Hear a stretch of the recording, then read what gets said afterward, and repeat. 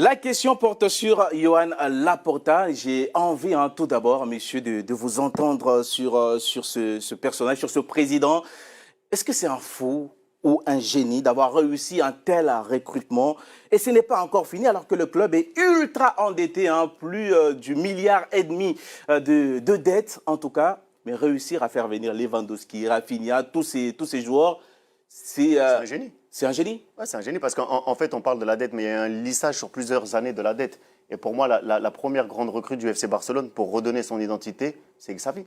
Il a fait revenir Xavi. On parle de tous les recrutements qu'il a eu. En fait, le fait qu'il ait été élu et qu'il ait pu... On parlait des droits télévisuels qui a été vendu, je crois, à Sixth Street, ce qui est une compagnie américaine qui a également repris des droits du côté du Real Madrid. 25%. Ouais. Voilà, tout à fait. Donc, en fait, lui, il a été très intelligent. Et après, il fallait baisser la masse salariale, bien évidemment.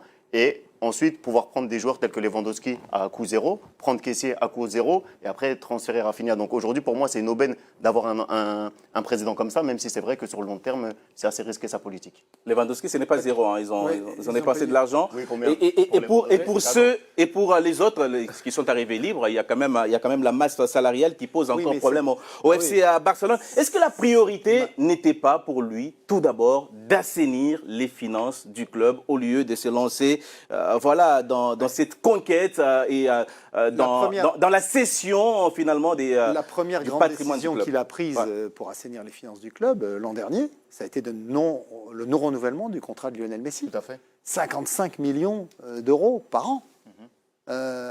Donc il y avait eu des négociations qui avaient été entamées, on avait négocié une petite baisse, et puis finalement il a dit non, c'est pas possible. Mais ça c'est le train de vie de l'équipe, ça n'a rien à voir avec la dette abyssale de l'équipe. 55 millions sur 2 ans avec les charges, vous économisez 200 millions. Mais ça c'est le train de vie. 200 millions. Donc, et la question qui est posée, va-t-il ruiner le Barça? Mais en fait, le Barça est déjà ruiné actuellement.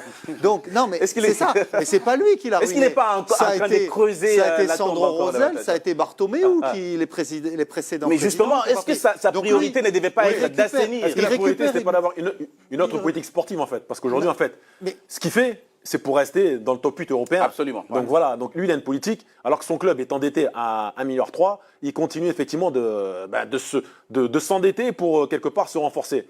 Et céder quelques actifs sur 25 ans, sur 25 ans comme des droits télé, c'est quand même très risqué. Mais ce qu'il y a surtout, c'est que le choix, encore une fois, la volonté, c'est de rester compétitif et rester top 8 européen.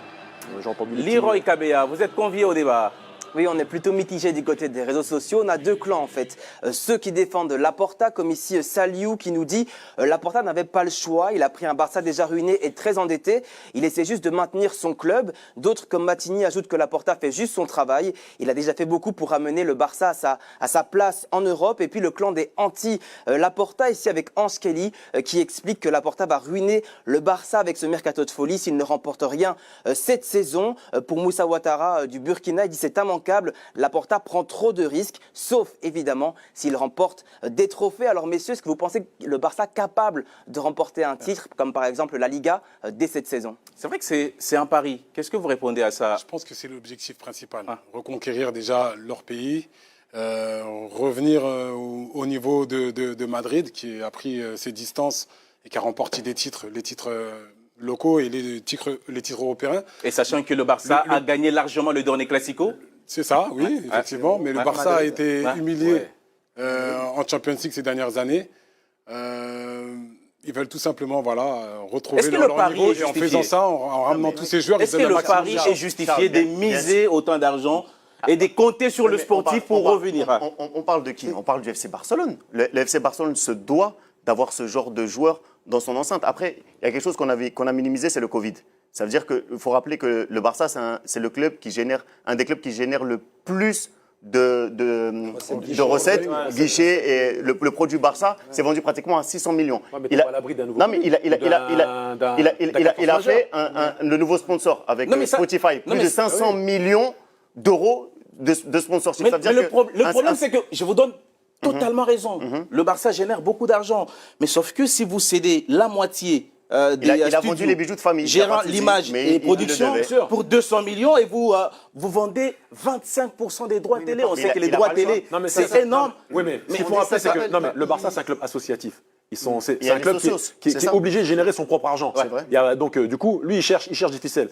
En fait, la discussion, c'est de savoir, aujourd'hui, le Barça, financièrement, ils sont en grande difficulté, plus d'1,3 million de dettes. C'est le choix, lui, il veut rester compétitif. Est-ce que son choix était judicieux ou est-ce que c'était pas plutôt moins risqué de repartir, je sais pas, avec des jeunes de la Masia ou des jeunes Lors de la dernière,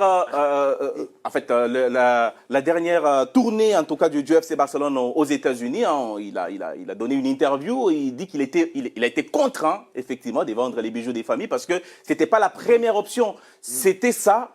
Ou rien. Mais est-ce que vous il pensez a que discuté avec les socios parce que c'est un club Oui, voilà, qui prend exactement, des décisions tous associatif. ensemble, donc il n'est pas le seul à décider dans l'équipe. Après, pour moi, est-ce que le FC Barcelone peut remporter la Liga? Parce qu'après, il y a les droits TV, il y a les droits qui vont arriver avec la Ligue des Champions. Cette équipe est compétitive pour regarder aujourd'hui Manchester City, le Paris Saint-Germain, Sauf le qu'en Real devenant Madrid, compétitif, pour pouvoir... ils vont avoir moins d'argent parce qu'ils ont cédé effectivement quelques mais- actifs. Il veut rebasculer sur un cercle vertueux. C'est-à-dire qu'aujourd'hui, Non, mais ça, c'est pas possible vous avez. aujourd'hui. Mais si, Si. Un Parce million que trois de sur dette. du long terme, si, Non, gars. mais pas demain qu'ils vont remettre les comptes à l'équilibre. Mais il faut que le Barça reste attractif parce que les gens qui viennent voir, Tout à fait. qui viennent au Camp Nou, le Camp Nou, il y avait des matchs qui se déroulaient devant 50 000 spectateurs. La moitié du stade était vide. Or, il Le faut Spotify redonner. Camp Nou. Non, mais Voilà, Ah ouais, donc il faut c'est important, il faut mais respecter le remplir début. à nouveau le stade. avec Vous avez- Guardiola et les jeunes, c'était rempli aussi.